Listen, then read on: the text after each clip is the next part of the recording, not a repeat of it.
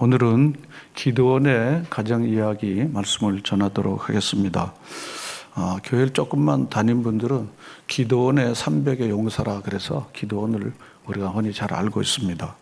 먼저 오늘 기드온의 신앙 이야기를 좀 살펴보도록 하겠습니다. 먼저 첫 번째로 기드온의 부르심과 그의 겸손한 대답을 우리 서사기 우리 상한자매님 읽어 주시겠어요? 6장 15, 16절.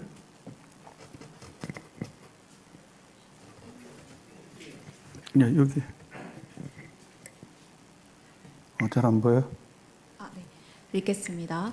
그러나 기드온이 그에게 대답하되 오 주여 내가 무엇으로 이스라엘을 구원하리이까?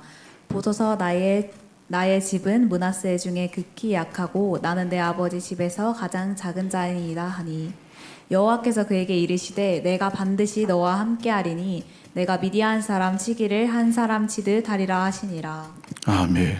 하나님이 기드온을 이렇게 불러주셨을 때 기드온은 나의 집은 므낫세 중에 극히 약하고 내 아버지 집에서 가장 작은 자라, 그렇게 그의 부르심 앞에 겸손하게 나왔습니다. 두 번째로 바라보겠습니다. 두 번째로 보면 기드온은 하나님의 부르심을 받고 당시 미디안의 압박 가운데 있는 나를 건지기 위한 사사로 세움을 받고, 그리고 우리가 잘 아는 기드온의 300의 용사로 미디안의 용사를 이기는 현장을 사사기 7장에서 우리가 잘 알고 있습니다. 세 번째로는 기드온이 에브라임의 시비를 온유하게 처리하는 아주 얼마나 온유의 승리를 우리에게 보여주고 있죠. 우리 읽어주실까요? 에브라임 사람들이 기드온에게 이르되 내가 미디안과 싸우러 갈 때에 우리를 부르지 아니하였으니 우리를 이같이 대접함은 어찌 됨이냐 하고 그와 크게 다투는지라. 기드온이 그들에게 이르되 내가 이제 행한 일이 너희가 한 것에 비교되겠느냐? 에브라임의 끈물 포도가 아비에셀의 만물 포도보다 낫지 아니하냐? 하나님이 미디안의 방백 오렉과 스앱을 너희 손에 넘겨주셨으니 내가 한 일이 어찌 능히 너희가 한 것에 비교되겠느냐 하니라.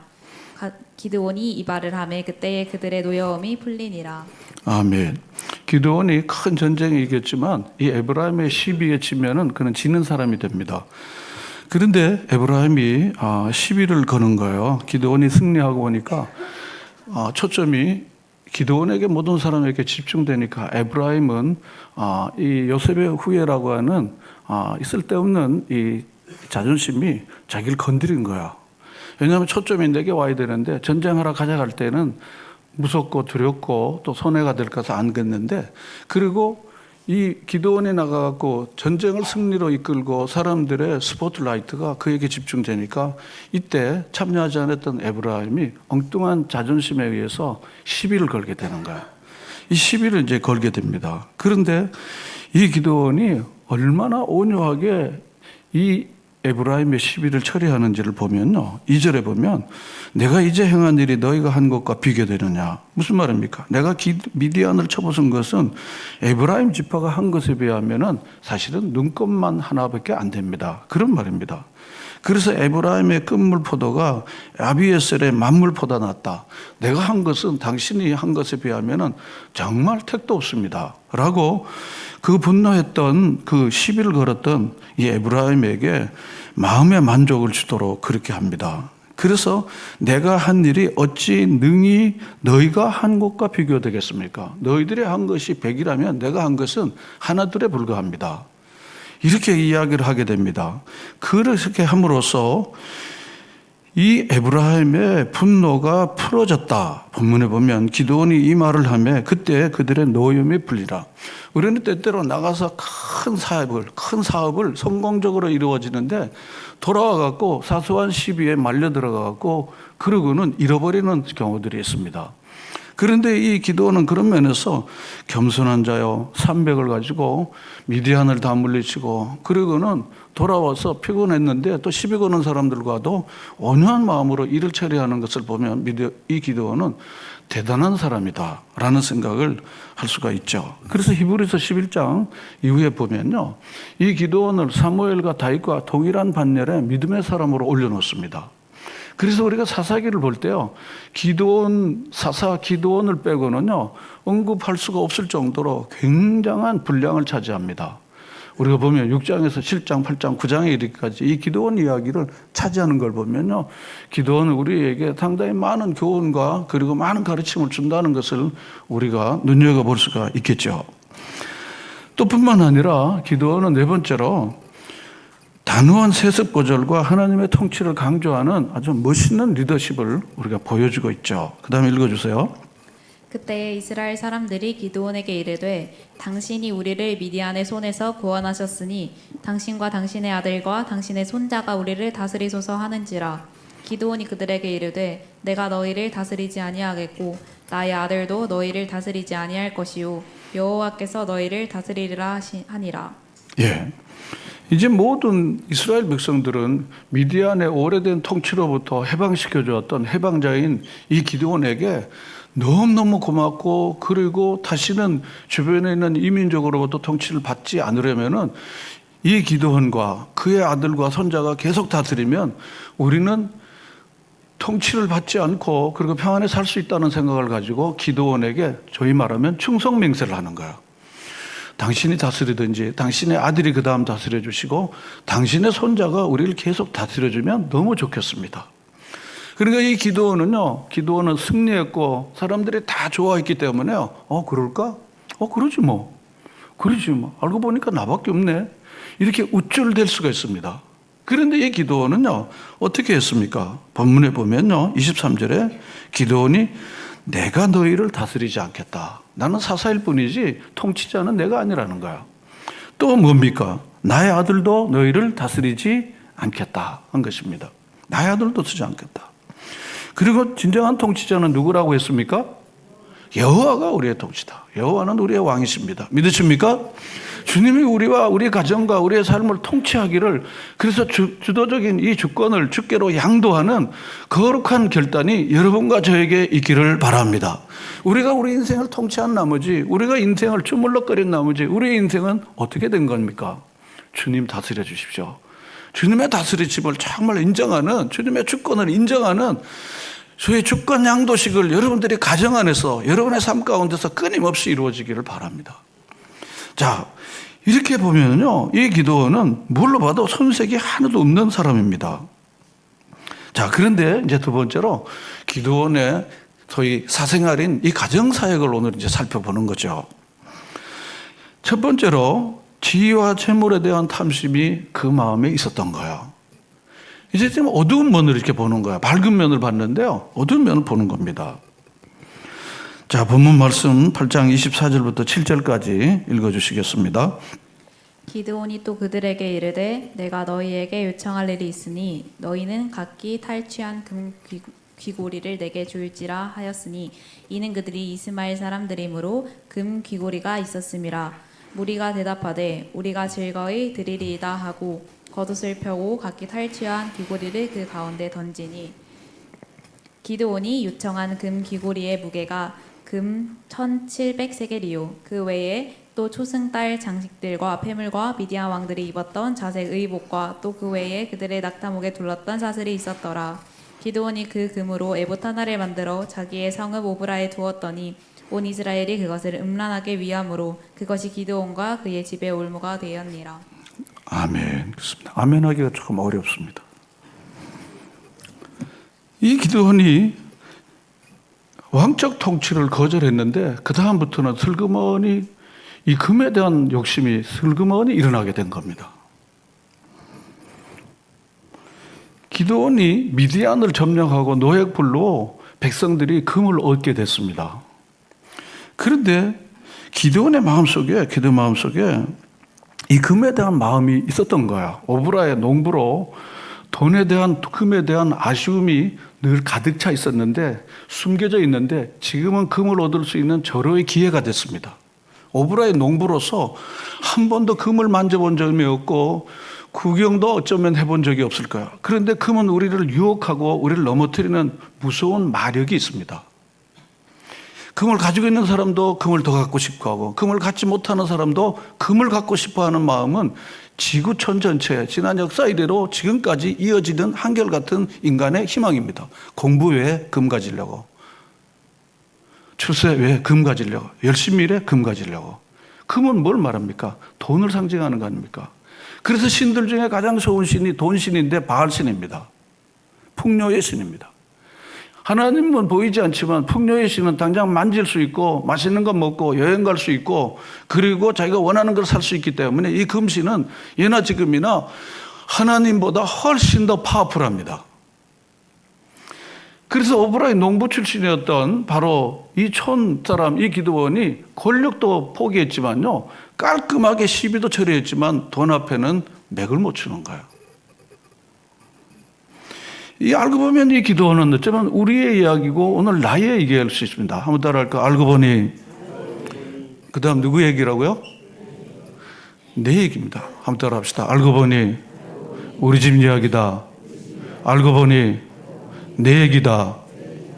이러면 들지만 나의 이야기입니다. 주여 주여 하지만 사실상 알고 보면요, 돈이 나의 신인 경우야. 그래서 이 기도원은 금개굴이 1700세겔인데요. 1700세겔인데 무게를 여기 나눴죠. 21.6kg예요. 얼마나 많은 돈입니까? 지금 금 한 돈이 30만 원 뭐 된다고 그래요. 여러분 얼마가 되는지는 수치는 여러분이 재면 될까요? 그리고는 사람들에게 내가 너에게 요청할 일이 있어. 24절에 요청할 일이 있어. 그 요청이 뭡니까? 너희가 탈취한 귀걸이 그거 나 줘. 그런 거야.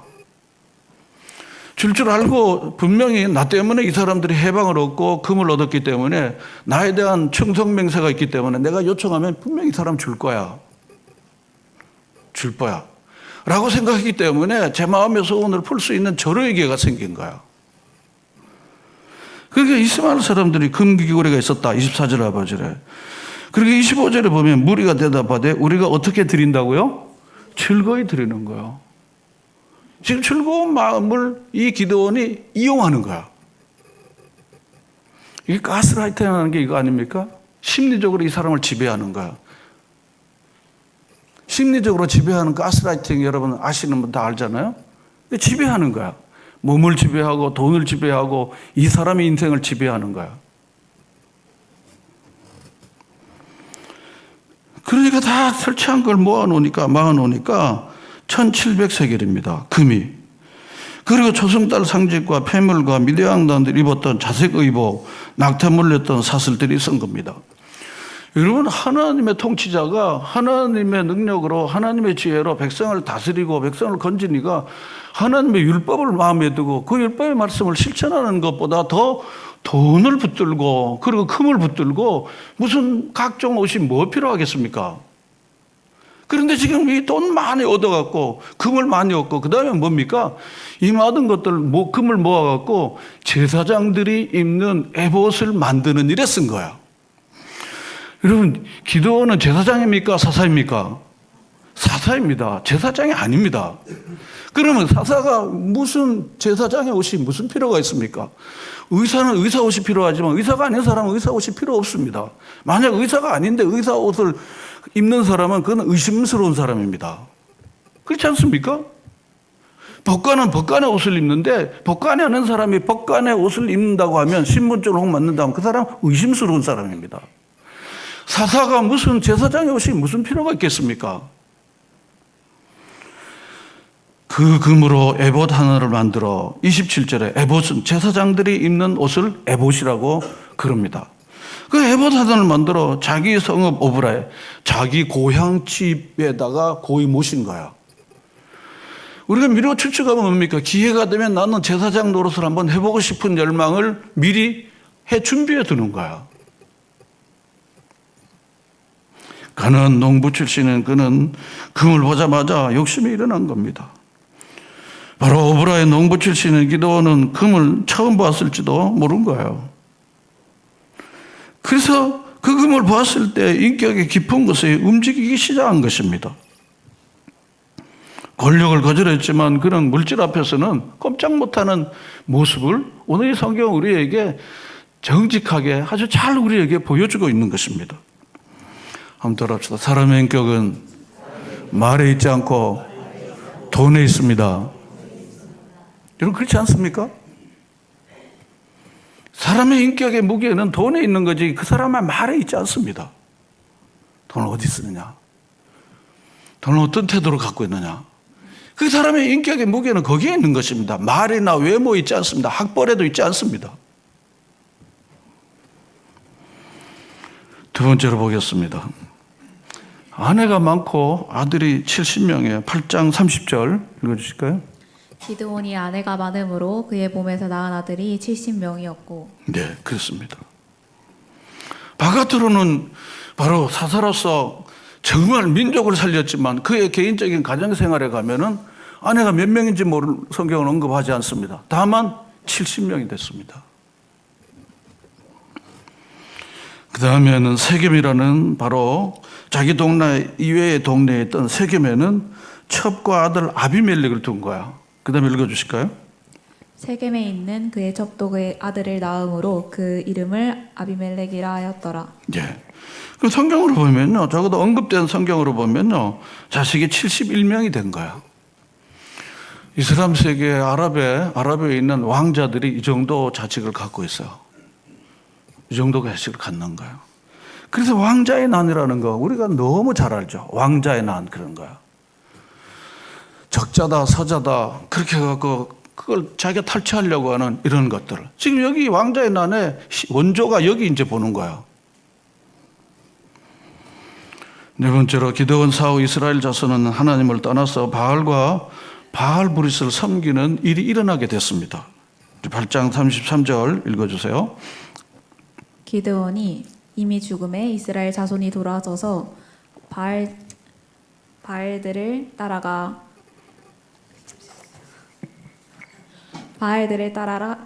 음행하였으며 또 바알브릿을 자기들의 신으로 삼고. 예, 기드온이 살아있는 동안은 하나님을 섬겼지만요, 기드온이 죽고 나니까 어떻게 됐습니까? 이스라엘 자신은 하나님을 다시 돌아서서 바알을 따라가 음행하였고 바알브릿을 자기 신으로 섬겼습니다. 그런데 기드온이 하나님이 우리 통치자라고 말은 했지만은 실제 마음속에는 금을 사랑하는 마음이 많았으니까 금인 풍요의 신인 바알을 은근히 좋아했습니다. 말로는 나와 내 아들이 통치하면 안 되지만 하나님이 통치자십니다 그랬지만 실제로는 금을 좋아하는 것이 바로 이 바알 신을 섬기니까 그 바알의 신을 섬기는 후손들이 바알을 섬기는 것은 극히 자연스러운 일로 이루어질 수 있다고 우리가 볼 수 있는 거죠. 부모들이 돈을 좋아하면 자식들이 돈을 주님보다 더 좋아하는 일은 일상적인 일입니다. 부모들이 돈 대신 하나님을 섬기고 이 돈은 하나님이 주신 거니까 하나님의 뜻대로 써야 된다고 하면 자식들이 그래 하나님이 주신 거니까 하나님 뜻대로 써달라는 걸로 갈 수 있죠. 그래서 결국은 이 기드온이 죽고 나니까 이스라엘 자손들은 바알을 따라가 음행하였고 바알브릿을 자기 신으로 섬기는 일이 일어나게 된 겁니다. 자기 돌아온 거야. 이런 돈 좋아하는 부모 밑에 돈 좋아하는 자식들 자연스러운 일인 거예요. 부전자전, 모전여전, 너무 잘하는 일 아닙니까? 사사기 2장 7절과 10절 말씀을 보면요, 이건 우리에게 여호수아와 그의 시대 이후를 우리가 잘 설명해 주는데요. 우리 사사기 2장 7절 말씀 읽어주실까요? 백성이 여호수아가 사는 날 동안과 여호수아 뒤에 생존한 장로들 곧 여호와께서 이스라엘을 위하여 행하신 모든 큰 일을 본 자들이 사는 날 동안에 여호와를 섬겼더라. 그 다음 계속요. 그 세대의 사람들도 다 그 조상에게로 돌아갔고 그 후에 일어난 다른 세대는 여호와를 알지 못하며 여호와께서 이스라엘을 위하여 행하신 일도 알지 못하였더라. 네, 여호수아가 사는 날 동안 하나님이 이스라엘과 행하신 큰 일을 본 많은 사람들이 여호와를 섬겼습니다. 그런데 이 10절에 보면 그 세대의 사람들이 다 조상에게로 돌아가고 그 후에 다른 세대가 세웠습니다. 여호와 이후의 세대, 포스트 여호수아입니다. 다른 세대는 여호와를 어떻게 해요? 알지 못한 거예요. 여호와께서 이스라엘을 행하신 일도 알지 못하는 거예요. 하나님도 모르고 하나님이 행하신 일도 모르는 거예요. 다음 세대는요. 그래서 우리가 잘 쓰는 다음 세대는 엉뚱한 다른 세대가 된 거야. 다른 세대가 된 겁니다.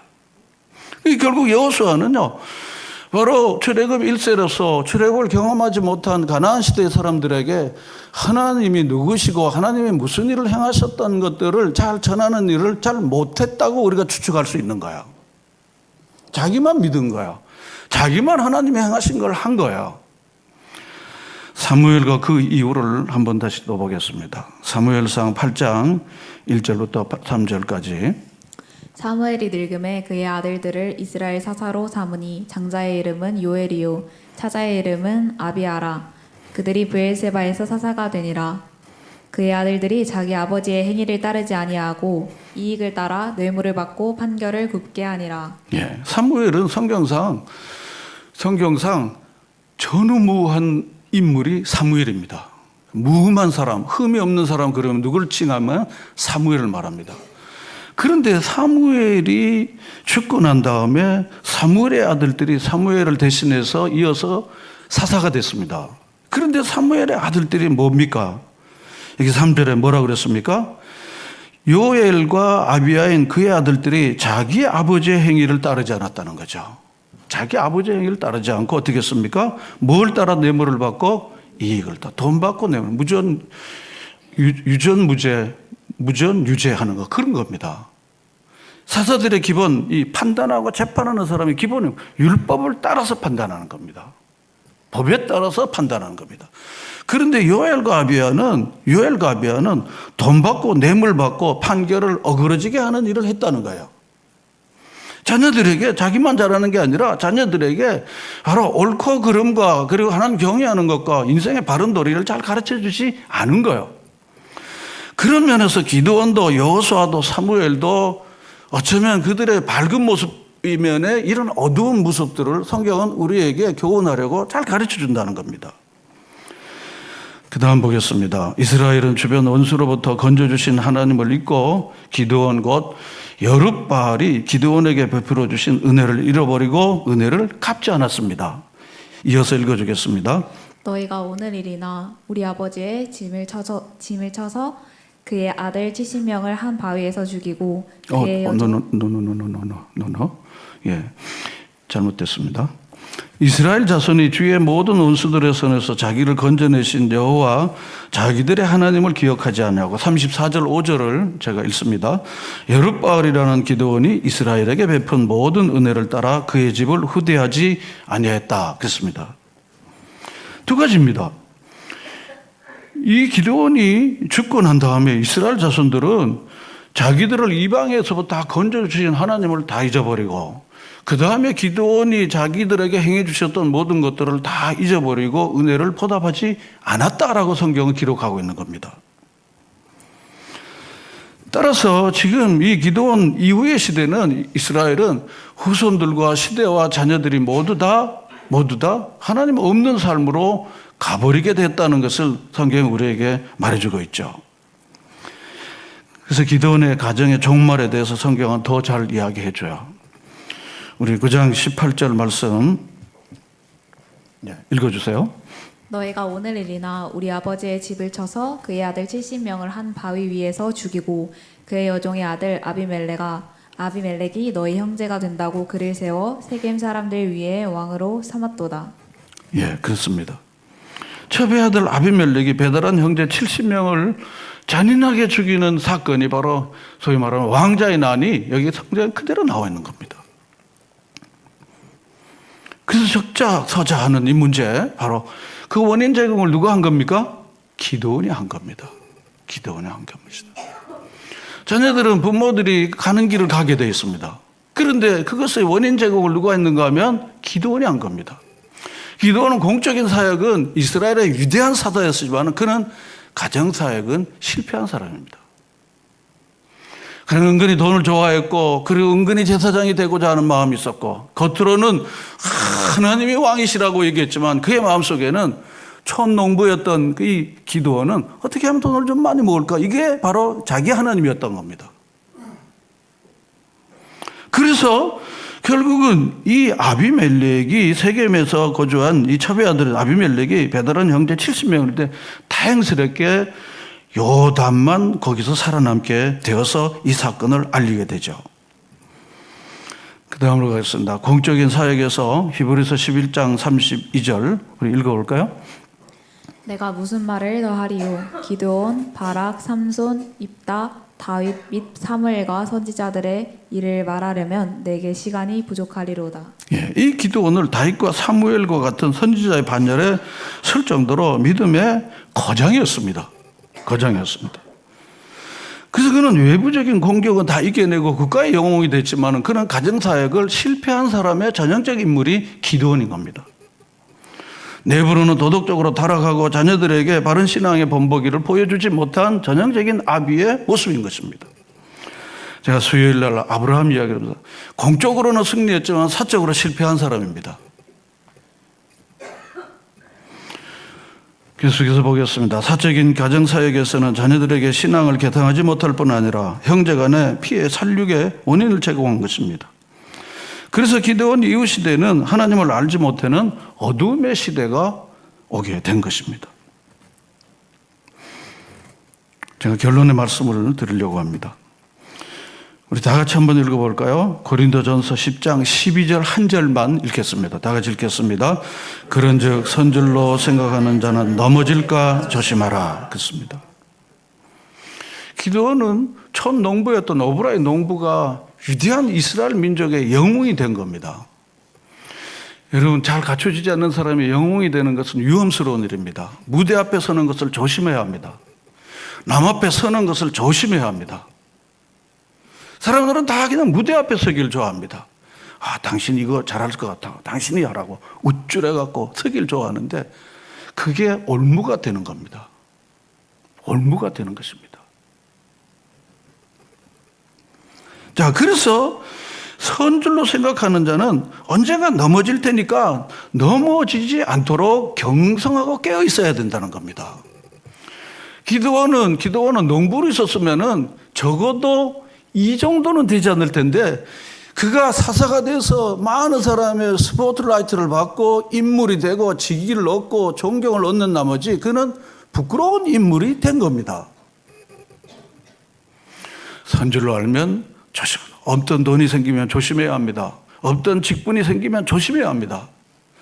없던 자리가 생기면 조심해야 합니다. 없던 은사가 생기면 조심해야 합니다. 없던 뭔가가 생기면은 이거 왜 주신가를 물어야지 그것 때문에 남용하고 오만하고 자만하기가 쉽습니다. 그리고 기도하는 결국은 이것 때문에 그는 자기 자신과 후손들에게 엄청난 가정의 파멸을 일으키는 원인을 이 기도원이 제공한 것입니다. 이렇게 얘기하니까 기도원을 너무 박살내는 것 같아서 좀 부끄러운 마음이 좀 있습니다. 그렇지만 우리가 상황을 예리하게 볼수록 우리의 삶이 더 올바로 세워질 수 있는 겁니다. 우리 시편 139편 23절 4절은 우리 다 같이 한번 여러분 소리내서 같이 다 읽겠습니다. 하나님이여 나를 살피사 내 마음을 아시며 나를 시험하사 내 뜻을 아옵소서. 내게 무슨 악한 행위가 있나 보시고 나를 영원한 길로 인도하소서. 여러분 하루를 시작하고 마치며 하나님 나를 좀 살펴주세요. 이 살피다는 말을 영어로 search라는 단어를 써요. search라는 게 뭡니까? 그냥 see 보는 게 아닙니다. searchlight 그러잖아요. 자세히 내 안에 양심을 살펴주시고 내 마음의 동기를 살펴주시고 내 입술의 말을 살펴주시고 나의 행동을 자세히 좀 살펴주십시오. 살펴주셔서 내 마음을 다 아시는 하나님 나를 테스트해 주십시오. 나를 시험해서 나를 좀 테스트해 주셔갖고 그리고는 내가 무슨 악한 행위가 있는지 악한 욕망이 있는지 세속적인 주님이 원하시지 않는 욕망이 혹시나게 있는지 나를 좀 살펴주십시오. 여러분 이 기도가 그리고 나를 영원한 길로 인도해 달라고 늘 하루를 마감하면서 여러분 하나님 앞에 이 기도를 늘 드리는 여러분과 제가 될 수 있기를 바랍니다. 가다가면 넘어져요. 가다가면 넘어진다고요.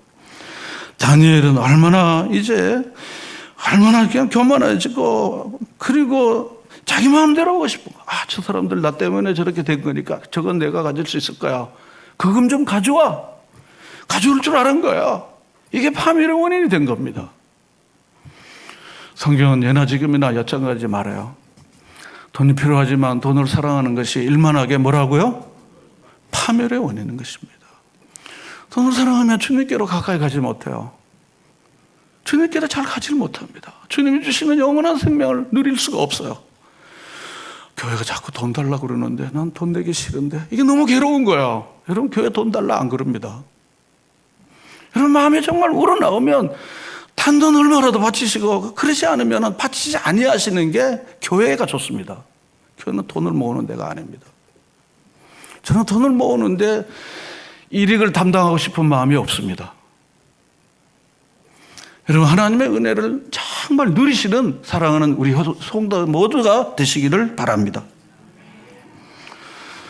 마지막으로 헨리 블랙캅이라고 하는 분이 영적 리더십이라는 좋은 책을 썼는데요. 우리가 이 기도원을 같이 이렇게 넘어지고 가정사에게 넘어지지 않도록 하는 5가지 중요한 원리를 썼더라고요. 이 말씀 하고 마치겠습니다. 첫 번째는 뭘 둬야 된다고요? 영적인 감시자를 둬야 됩니다. 여러분 자기가 자기 영혼의 감시자가 돼야 됩니다. 난 괜찮아. 난 그래도 잘하고 있어. 이게 감시자가 하는 일이 아닙니다. 너 어떻게 그 모양이야? 너 양심이 썩은 거 아니야? 여러분 영혼의 대면, 영혼을 여러분들이 매일 대면하셔야 합니다. 너 거짓말장이 아니야. 너는 외식꾼이 아니야. 너 가식꾼이 아니야. 여러분 영혼의 감시자가 여러분 자신이 되어져야 합니다. 너 가식꾼이 아니야. 너 거만한 놈 아니야. 너 욕심꾸러기 아니야. 말은 근사하게 하는데 제가 저에게 하는 이야기입니다. 너 이렇게 받는 거 좋아하잖아. 주는 거 하려면 주려면 잘 안 주잖아. 너 아주 가증스러운 놈 아니야. 여러분이 여러분 자신에게 영혼의 감시자가 되어셔야 합니다. 만약 여러분이 영혼의 감시자가 되지 않는 기도원의 길을 갈 수 있다는 사실을 우리가 기억해야 하는 것입니다. 또 뿐만 아니라 여러분 곁에 정말 여러분들의 아픔을 찌를 수 있는 영적인 절친이 있어야 합니다. 너 요즘 굉장히 기도도 안 하고 거만하네. 너 지금 돈 어디서 그거 하지 말라고 그러는데 그거 하고 있나 계속. 너 망한 줄 알아라. 그렇게 말할 수 있는 영적인 절친이 여러분 있습니까? 여러분 부부들은 여러분들이 그렇게 하셔야 됩니다. 당신 잘해. 당신이 하는 건 늘 잘해. 화내니까 두려워서 얘기를 못해요. 귀때기 맞을 각오를 하고 당신 그렇게 하면 안 된다고 얘기를 해줘야 됩니다. 그래야 기도원이 안 되는 거예요. 기도원이 안 되는 거예요. 사실 그렇게 못해요. 저는 우리 아이들에게 아빠가 잘못한 것은 너들 똑똑히 지적해야 된다. 누가 나를 지적할 수 있겠다. 여러분 영적 감시꾼을 여러분 자신과 주변에게 꼭 두시는 여러분들이 되시기를 바랍니다. 둘째로는요, 자기 자신의 경고에 귀를 기울여야 됩니다. 양심의 소리를 들으셔야 합니다. 성령의 세미한 음성을 들으셔야 합니다. 그 양심의 소리를 들어야 됩니다. 마음의 아픔의 소리를 들어야 하는 것입니다. 세 번째로는요, 결과를 먼저 생각해야 돼요. 내가 이 돈 가지면은, 내가 이렇게 하면은, 나중에 이게 터지면은 사람들이 나를 어떻게 생각할까? 우리 아이들 앞에 내가 어떤 존재가 되는가? 응? 내가 우리 아이들 앞에, 내 아내 앞에, 나를 그렇게 좋은 사람으로 생각하는 사람 앞에 내가 어떤 모습을 보일까? 여러분, 결과를 미리 생각하십시오. 많은 사람들이 그 생각을 하지 않으니까 새우랑찬 자기 모습을 볼 수 없으니까 이렇게 해갖고 부끄러운 채 가지 않습니까? 결과를 미리 생각해야 되는 거예요. 결과를. 네 번째로는 건강한 습관을 가져야 합니다. 건강한 좋은 습관 여러분 가지십시다. 주는 게 받는 것보다 더 좋다고. 난 주고 살 거야. 한번 따라합시다. 주고 삽시다. 벌어서 남 줍시다. 좋은 습관인 거예요. 난 남의 거 실오락이라도 아브라함처럼 난 안 가질 거야. 내가 주고 살지. 나 절대로 그렇게 패기치고 나는 살려주고 싶지 않아. 이런 좋은 습관을 여러분 가지십시오. 아프고 가난한 사람이 있으면은 내가 없으면은 기도해 줄지언정 내가 있는데 그냥 지나가지는 나가 않겠다. 이런 좋은 습관을 가지십시오. 여러분 습관의 혁명이 바로 이런 것입니다. 욕심이 점점 많아지면요, 좋은 습관을 가질 수가 없어요. 그 욕심이 좋은 버릇이 되니까 아무것도 할 수 없습니다. 건강한 습관을 가지는 것입니다. 마지막으로 다섯 번째, 뭐하고 또 뭐를 부탁하라고요? 기도하고 기도를 부탁. 여러분 그냥 근사한 기도 제목은요, 기도를 안 합니다. 제가 이런 유혹이 있는데, 내가 이런 유혹이 있는데 이 유혹을 이기게 해달라고, 이 유혹을 하지 않도록 날 위해서 좀 기도하고 막아달라고, 여러분 그렇게 기도를 부탁하셔야 합니다. 그냥 은혜 받게 해달라고, 뭐 잘 되게 해달라고, 그 기도를 안 하게 되는 거예요. 안 하게 되는 거예요. 우리 아이들이 지금 이렇게 가는데 우리 아이들이 주께 돌아올 수 있도록, 그래서 급한 불을 내리시도록 좀 기도해 달라고, 여러분 이렇게 기도를 부탁하셔야 됩니다. 두리뭉실 기도는요, 두리뭉실 기도가 안 되는 겁니다. 그래서 결국은 성경이 우리에게 답이 아닙니까? 한번 따라할까요? 욕심이 잉태한 즉 죄를 낳고, 죄가 장성한 즉 뭘 낳는다고요? 죽는 거예요. 죽는 거예요. 인격이 죽는 거고요, 삶이 죽고 부끄러운 이름이 되는 거예요. 자, 오늘 말씀 마치겠습니다. 마치면서 제가 우스갯소리 하나 하고 마치겠습니다. 예수님께서 천국에서 중국집을 차렸답니다. 중국집을 차렸는데 어느 장로님이 딱 천국을 가니까 예수님이 그 중국집 운영하는데 딱 늠름하게 딱 갔어요. 그래서 예수님께서 너 참 애 많이 썼다. 교회를 위해서 주를 위해 썼다. 그러고는 딱 오게 하더니만 예수님이 직접 짜장면 한 그릇, 맛있는 짜장면 하나 딱 해갖고 준 거예요. 짜장면을 딱 예수님이 주신 걸 딱 먹는 거예요. 먹다가 옆에 보니까 잘 아는 집사가 저기 있더라는 거예요. 그런데 짜장면, 탕수육, 또 뭐죠? 예? 유산슬 유산슬 못해 이런 거. 중국 가니까 막 돌아가는데 엄청 많이 나오더라고요. 그래서 이틀 만에 설사가 났죠. 그러는데 이 집사가 그거를 맛있게 먹더라는 거야. 속에 부해가 난 거야. 부해가 나는 거 알죠? 속이 좀 상한 거야. 아니 내가 장로인데, 내가 봉사도 열심히 하고 헌금도 더 내고 그랬는데 아니 이러고 있다니. 그래서 나는 어떻게 그랬습니까? 하고 예수님께 참다 항의를 한 거야. 참다 항의하는 거 아니야? 처음부터 항의하면 사람이 좀 가벼워 보이니까 참다가 걔는 하고 먹었는데 자기는 한 그릇 먹으니까 없어진 거야. 그러니까 예수님께서 야, 말도 마라. 너네 목사는 지금 배달 나갔다. 이런 정말 이런 시대로 가서 저는 이 우화를 제가 만들지 않았습니다. 제가 찾아보면서 맞아. 갔다 가면 조롱받는 거예요. 갔다 가면 조롱받는 거예요. 청기와 영광을 받기 대신 조롱을 받는 거예요. 교회 다닌다며. 사랑하는 여러분, 이 어려운 시대에 하나님의 사람으로 하나님의 말씀을 잘 주야로 묵상하고 그 말씀이 인도하는 대로 잘 순종함으로 여러분과 저의 가정이 하나님의 은혜가 찰철 넘치는, 사랑이 있는, 믿음이 있는, 정말 소망이 있는 가정으로 다 만드시는 주님의 거룩한 종이 되시기를 축복합니다. 하나님 바깥에서도 주의 은혜와 사랑을 잘 흘러보내는 하나님의 사람으로 우리 모든 성도들이 살게 되기를 간절히 바라고 축복합니다.